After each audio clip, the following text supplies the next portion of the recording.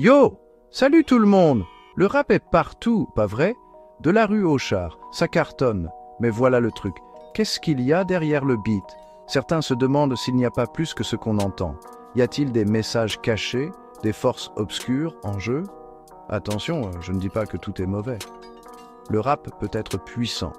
C'est la voix de la rue qui dit la vérité aux puissants. Mais certaines paroles, franchement, elles deviennent sombres. Drogue, violence, même le culte du diable. Est-ce juste du divertissement ou est-ce que ça nous perturbe l'esprit? Réfléchissez-y. La musique est puissante. Elle s'insinue dans votre tête.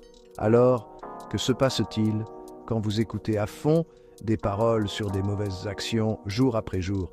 Est-ce que ça vous change? Est-ce que ça vous ouvre à des influences néfastes? Écoutez, je ne suis ni scientifique ni prêtre, mais il se passe quelque chose ici.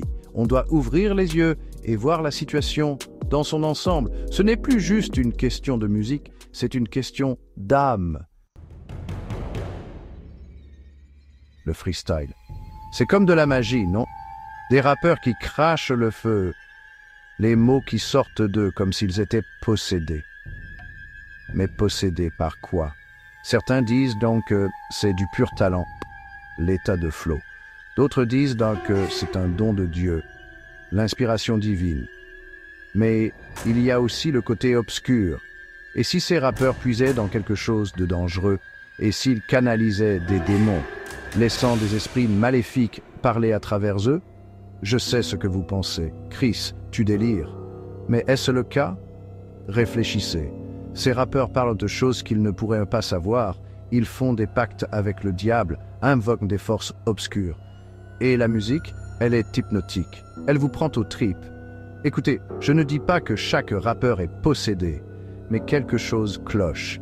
Il y a une frontière mince entre le génie et la folie, entre l'inspiration et la possession. Et parfois, cette frontière est franchie. Et la drogue et la musique, ça va ensemble comme le fromage et le pain. Mais voilà le truc, la drogue ouvre des portes dans votre esprit. Elle laisse entrer des choses que vous ne pouvez pas voir quand vous êtes sobre. Des choses comme les djinns. Les djinns sont comme des esprits. Certains sont bons, d'autres sont mauvais. Et ils sont attirés par le chaos, par les gens qui sont perdus et qui cherchent. Alors quand vous êtes défoncé, vous êtes vulnérable. Vous êtes une proie facile. Et la musique, elle nourrit les djinns. Elle leur donne du pouvoir. Pensez à tous ces rituels et cérémonies, tous ces chants et ces tambours. C'est pour invoquer les esprits, ouvrir des portails vers d'autres dimensions. Alors, que se passe-t-il quand on combine drogue, musique et djinn? Ça devient compliqué.